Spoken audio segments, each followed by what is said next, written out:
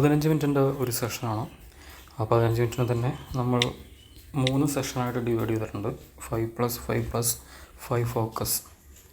Okay, അപ്പോൾ എപ്പോൾ വേണമെന്നുണ്ടെങ്കിലും നമ്മളുടെ ഈ ഫോക്കസ് ഔട്ടായി പോവാം.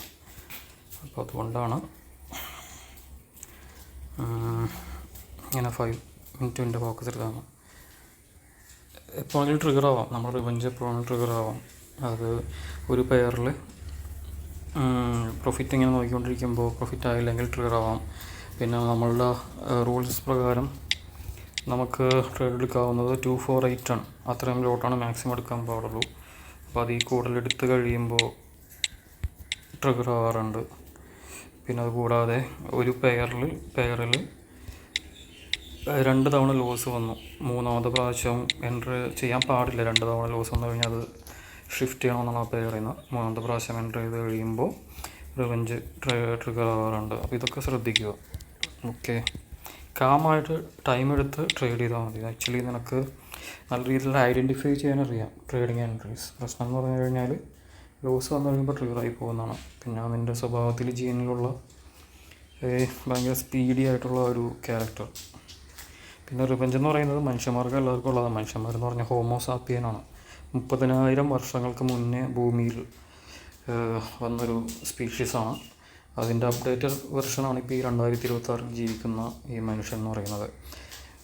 അതായത് ഐഫോണിൻ്റെ ഏറ്റവും ആദ്യത്തെ വെർഷനും ഇപ്പോഴത്തെ വെർഷനും തമ്മിലുള്ള ആ ഒരു അപ്ഡേഷനും വ്യത്യാസമില്ല. അതൊക്കെ തന്നെ.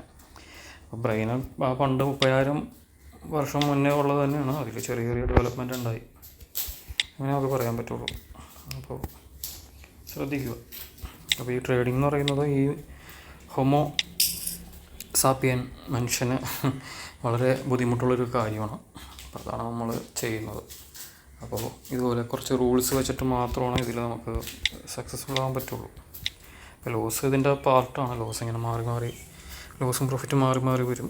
അപ്പോൾ ഇതിൽ പ്രോബബിലിറ്റി കൂടുതൽ നമ്മുടെ സൈഡിലാക്കാൻ നോക്കുക എന്നുള്ളത് മാത്രമേ നമുക്ക് ചെയ്യാൻ പറ്റുള്ളൂ. Okay, enter, change the pair, repeat 1 minute break after loss and 50 minute session.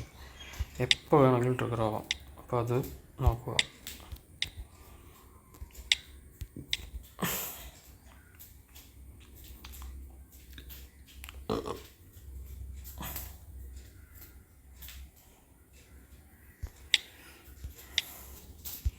നല്ല ഓപ്പർച്യൂണിറ്റീസ് അങ്ങനെ കാണുന്നില്ല. ഇവിടെ ഞാൻ ഇത് റാൻഡമായിട്ട് എൻ്റർ ചെയ്താണ്. ഇതിൽ അത് പ്രോഫിറ്റായി. ജസ്റ്റ് ഒരു റാൻഡം എൻട്രി മാത്രം വരുന്നു. അവിടെ എന്ന് വെച്ച് കഴിഞ്ഞാൽ ഈ കാണുന്നുണ്ടോ മൂവിങ് ആവറേജ് ലൈൻ. ആ മൂവിങ് ആവറേജ് ലൈനിൽ നിന്ന് മേളിലോട്ട് ഒരുപാട് ദൂരെയാണ്. അപ്പോൾ അങ്ങനെ അവിടെ സെല്ലിങ് വരാൻ ചാൻസ് ഉണ്ട്. ഓൾറെഡി അവിടെ ഒരു ഹാമർ ഉണ്ട്. അങ്ങനെ എൻട്രി ചെയ്താണ്.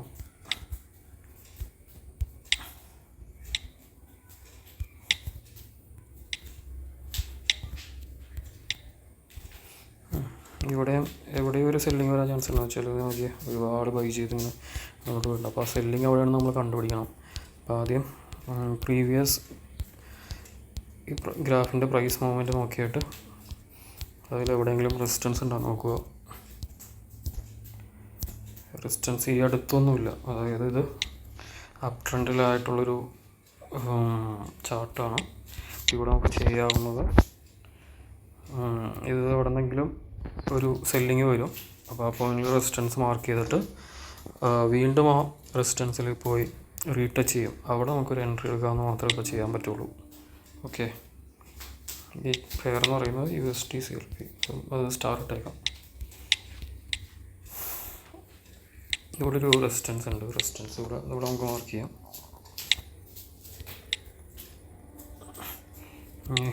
ഇവിടെ ഒരു റെസിസ്റ്റൻസ് സെക്കൻഡ് ഉള്ളത് ഈ ഭാഗത്ത്. അതുകൂടാതെ ഒരു റെസിസ്റ്റൻസ് ഉള്ളത് ഈ ഭാഗത്ത്.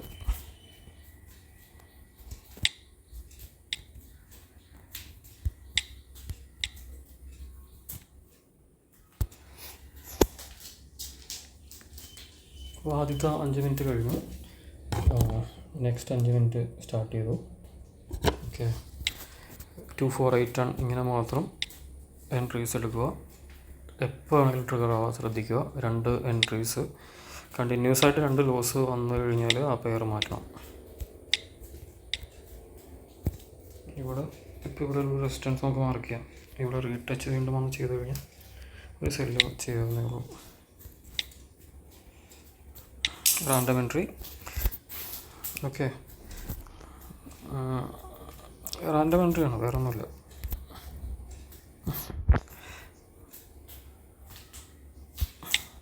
റിവെഞ്ച് ആക്റ്റീവ് ആകാൻ ചാൻസ് ഉണ്ട്, അത് ശ്രദ്ധിക്കുക.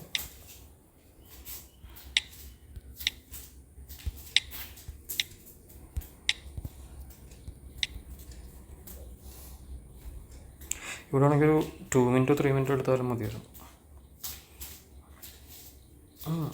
ഇവിടെ റീ എൻട്രി എടുത്തിട്ടും കാര്യമില്ല. ചില റെസിസ്റ്റൻസ് നമുക്കറിയില്ല എവിടെയാണെന്നുള്ളത്.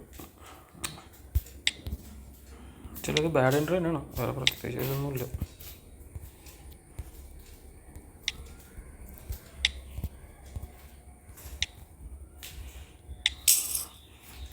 ഇവിടെ ഇപ്പം എൻട്രി നടത്താൻ കാരണം ഓൾറെഡി കുറേ വിക്കുകൾ ഇവിടെ ഉണ്ട്, അതുകൊണ്ട് എൻട്രി നടത്തിയത്. ഇത് ഇവിടെ ഈ ഭാഗം ബ്രേക്ക് ചെയ്ത് കഴിഞ്ഞാൽ ഏകദേശം ഇവിടം വരുമ്പോൾ അടുത്ത റെസിസ്റ്റൻസ് ഇതാണ്. ഇപ്പം നമ്മൾ ഇതിന് മുന്നേ എടുത്ത ട്രേഡ് CLP അത് ലോസ് ആയിട്ടുണ്ട്. ഇവിടെ ആക്ച്വലി ഒരു റെസിസ്റ്റൻസ് ഉണ്ട് ആ ഭാഗത്ത്.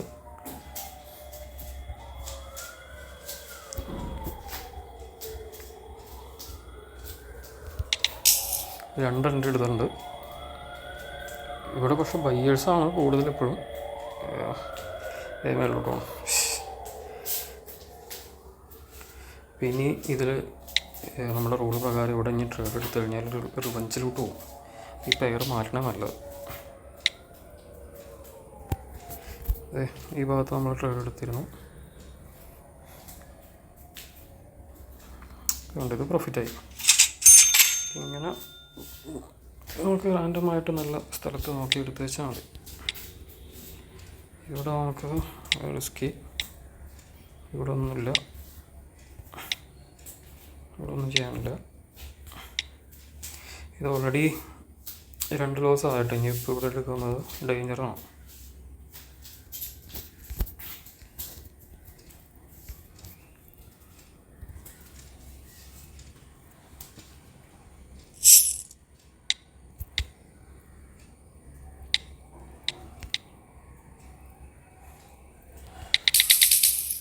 ഞാൻ പക്ഷേ റിസ്ക് എടുത്തു.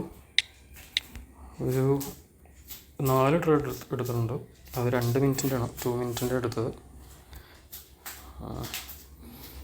1 മിനിറ്റ് ആണെങ്കിൽ ചിലപ്പോൾ, പക്ഷെ എനിക്കതൊരു ഉറപ്പില്ല 1 മിനിറ്റ് എടുത്തു കഴിഞ്ഞാൽ കിട്ടുമോ എന്നുള്ളത്. അപ്പോൾ മേ ബി ചിലപ്പോൾ കുറച്ച് സമയം എടുത്ത് താഴേക്ക് വരാൻ ചാൻസ് ഉണ്ട്. അപ്പോൾ അതുകൊണ്ട് ഇങ്ങനെ എടുത്തത്. ഓൾറെഡി നമ്മളിവിടെ റൂള് ബ്രേക്ക് ചെയ്തു. നമ്മുടെ റൂള് പ്രകാരം ആക്ച്വലി 2 ലോസ് ഒരു പെയറിൽ വന്നു കഴിഞ്ഞാൽ നമുക്ക് ആ പെയർ മാറ്റണമെന്നാണ്. ഇതിപ്പോൾ 2 ലോസ് ഓൾറെഡി വന്നു കഴിഞ്ഞു. പക്ഷേ ഇതിന് മുന്നേ നമ്മൾ എടുത്ത ട്രേഡുകൾ ഒരു സിംഗിൾ ട്രേഡും പിന്നെ ഡബിൾ ട്രേഡ് വരുന്നു, മൾട്ടിപ്പിൾ ട്രേഡ് വരുന്നു. ഇപ്രാവശ്യം നമ്മൾ എടുത്തേക്കുന്നത് അത് മാർട്ടിങ്ങിൽ ചെയ്തിട്ടുണ്ട്, 5 എടുത്തിട്ടുണ്ട്.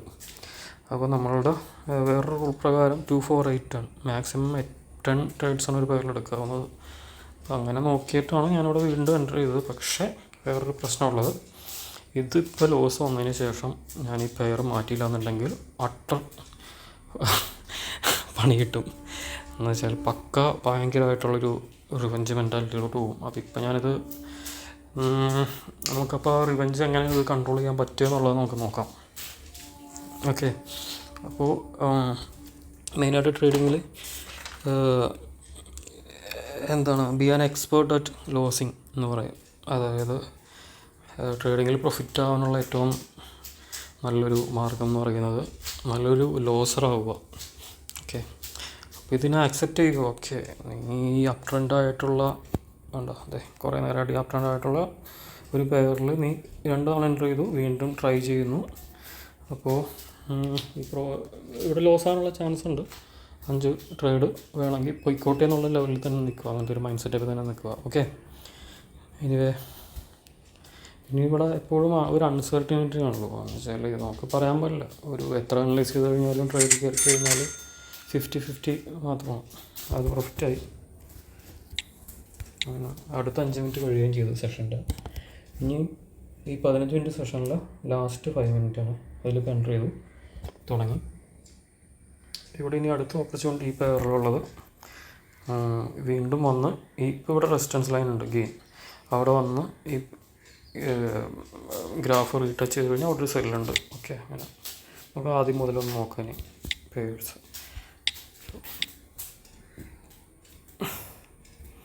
നമ്മൾ റെസിസ്റ്റൻസ് മാർക്ക് ചെയ്ത് സെക്കൻഡ് റെസിസ്റ്റൻസ് ഇവിടെ ആയിരുന്നു, അവിടേക്ക് വന്നില്ല, തൊട്ടടുത്ത് വരെ വന്നു. ഇവിടെ ഒരു ചാൻസ് ഉള്ളത് ഈ റെസിസ്റ്റൻസ് ലൈനിൽ വന്ന് മുട്ടിക്കഴിഞ്ഞാൽ നമുക്ക് അവിടെ സെല് ചെയ്യാം. ഓക്കെ,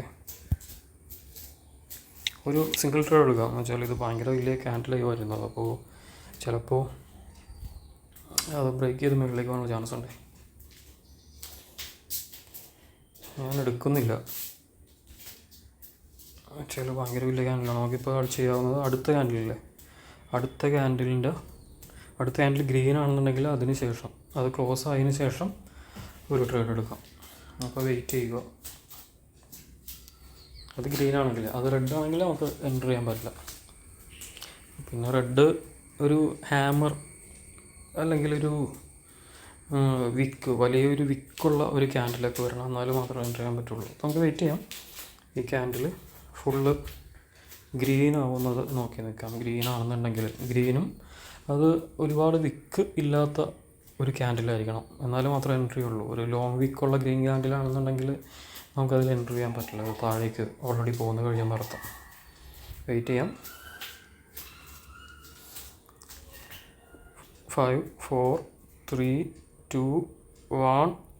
ഓക്കെ, സിംഗിൾ ട്രേഡ് എടുത്തു. ഇത് ഇപ്പോൾ ഇത് 50-50 ആണ്. എപ്പോഴും ഈ റെസിസ്റ്റൻസ് ബ്രേക്ക് ചെയ്ത് പോയി കഴിഞ്ഞാൽ ഒരു ക്യാൻഡിൽ ഗ്രീൻ ആയതിന് ശേഷം തിരിച്ചു വരാനുള്ള ചാൻസ് ഉണ്ട്. അപ്പോൾ നമുക്കിവിടെ ഇനി ഇത് 50-50 മാത്രമാണ്. അപ്പോൾ ഇവിടെ വേണമെന്നുണ്ടെങ്കിൽ മാർട്ടിങ്ങിൽ അപ്ലൈ ചെയ്യാം. മാർട്ടിങ്ങിൽ ഇങ്ങനെ അപ്ലൈ ചെയ്യണം. അടുത്ത ക്യാൻഡിൽ മുകളിലേക്ക് പോയി കഴിഞ്ഞാൽ, അതായത് ഗ്രീൻ ആയിക്കഴിഞ്ഞാൽ ആ ക്യാൻഡിൽ അവസാനിക്കുമ്പോൾ നമുക്കൊരു മൾട്ടിപ്പിൾ ട്രേഡ് വേണമെങ്കിൽ എടുക്കാം. ഓക്കെ, അപ്പോൾ നമുക്ക് വെയിറ്റ് ചെയ്യാം.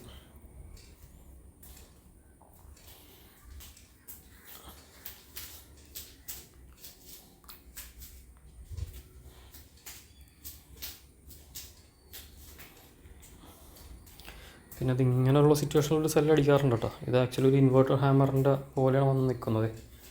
അപ്പോൾ സമയത്ത് ഞാൻ സെല്ലടിക്കാറുണ്ട്, പക്ഷേ ഇവിടെ ഒരു സ്ട്രോങ് ബയ്യേഴ്സ് ഉണ്ട്. അപ്പോൾ അതുകൊണ്ട് തന്നെ ഞാൻ തൽക്കാലം അവിടെ അടിച്ചില്ല, അത് പ്രൊഫിറ്റായി. ചെറിയൊരു സെല്ലിങ് ആക്ച്വലി ഇവിടെ കാണിച്ചത് ഒരു ഹാമറാണ്. നമുക്കപ്പോൾ അത് നോട്ട് ചെയ്തിട്ടേക്കാം. അതിന് അടുത്ത പേരിലോട്ട് മൂവ് ചെയ്യാം. ഇവിടെ സെയിം സിറ്റുവേഷനാണ്, ഒരു റെസിസ്റ്റൻസാണ് ഈ കാണുന്നത്. കണ്ടോ, റെസിസ്റ്റൻസ് ബ്രേക്ക് ചെയ്തു. ഈ ക്യാൻഡിൽ ബ്രേക്ക് ചെയ്തതിന് ശേഷമുള്ള ക്യാൻഡിൽ ഗ്രീൻ ആയി കഴിഞ്ഞാൽ, അതായത് അധികം വിക്കില്ലാത്ത ഒരു ഗ്രീൻ ക്യാൻഡിൽ അവിടെ വന്നു കഴിഞ്ഞാൽ നമുക്ക് സെല് ചെയ്യാം. വെയിറ്റ് ചെയ്യുക. ഞാൻ ട്രേഡ് ചെയ്യുന്നത് ഫോണിൽ നിന്നാണ്. കുറച്ച് നാളായിട്ട് ഇപ്പോൾ ഫോണിലാണ് ചെയ്യുന്നത്.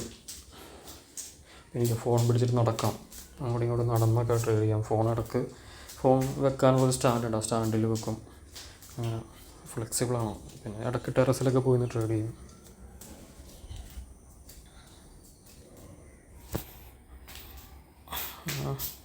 നമുക്ക് എടുക്കാൻ പറ്റിയില്ല എന്ന് വെച്ചാൽ നമുക്ക് നമ്മൾ ഉദ്ദേശിച്ച രീതിയിലുള്ള സെറ്റപ്പ് ആയിരുന്നില്ല.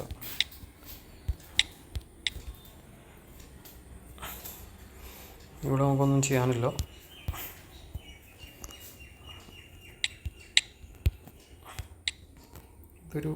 ഇതൊരു റെസിസ്റ്റൻസാണ്, പക്ഷെ ഇവിടെ ഇത് ബ്രേക്ക് ചെയ്ത് മേലോട്ട് പോകാനുള്ള ചാൻസ് ഉണ്ട്. ഇവിടെ എന്തെങ്കിലും ഒരു ഇൻവേർട്ടർ ഹാമറൊക്കെ വന്നൊക്കെ കഴിഞ്ഞാൽ നമുക്കൊന്ന് നോക്കാം. അത്രയുള്ളൂ. അടുത്ത പേഴ്സ് നോക്കാം.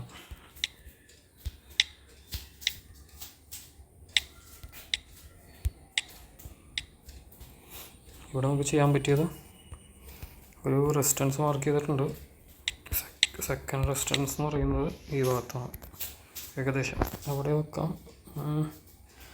ഇതാണെന്ന് പറയാം. ഓക്കെ, ഈ ഫസ്റ്റ് റെസിസ്റ്റൻസിലും സെല്ല് ചെയ്യാം.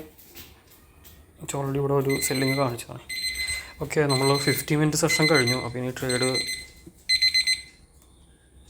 ചെയ്യാൻ പാടില്ല. നമ്മൾ ഒരുപാട് എൻട്രീസ് നടത്തിയില്ല, വളരെ ലിമിറ്റഡ് ആയിട്ടുള്ള എൻട്രീസ് മാത്രമാണ് നടത്തിയത്. ഇവിടെ ആക്ച്വലി ഒരു സെല്ലിങ് വേണമെങ്കിൽ ചെയ്യാവുന്നതാണ്.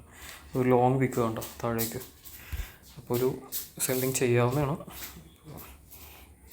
സമയം കഴിഞ്ഞു, നമുക്ക് വരണം വേണമെങ്കിൽ ചെയ്ത് നോക്കണോ? USD/BDT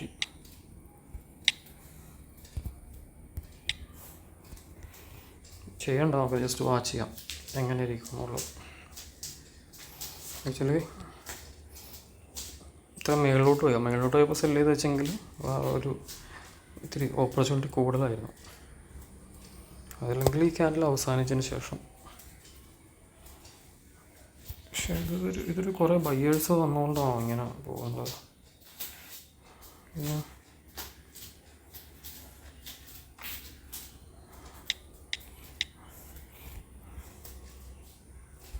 പ്രെഡിക്റ്റ് ചെയ്യാൻ പറ്റുന്നില്ല. നമ്മൾ ഓൾറെഡി ടൈം കഴിഞ്ഞതാണ്. ജസ്റ്റ് ഒന്ന് കാണിച്ചു തരാൻ വേണ്ടി ജസ്റ്റ് നോക്കി നിൽക്കുന്നുള്ളൂ.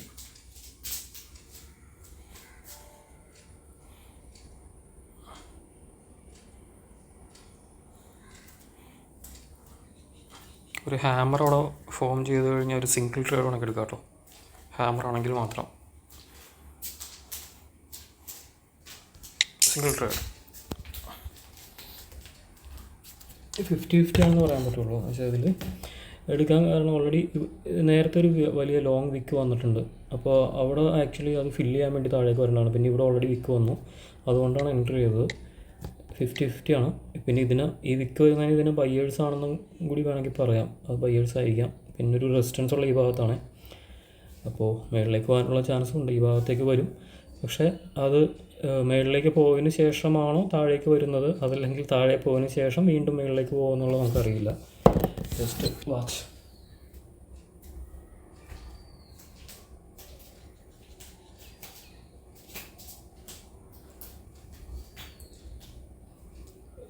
മുകളിലേക്ക് എന്തായാലും പോവും. എന്ന് വെച്ചാൽ ഓൾറെഡി ഒരുപാട് തവണ ആ റെസിസ്റ്റൻസ് ലൈനിൽ പോയി ടച്ച് ചെയ്തിട്ട് വന്നിട്ടുള്ളതാണ്. അപ്പോൾ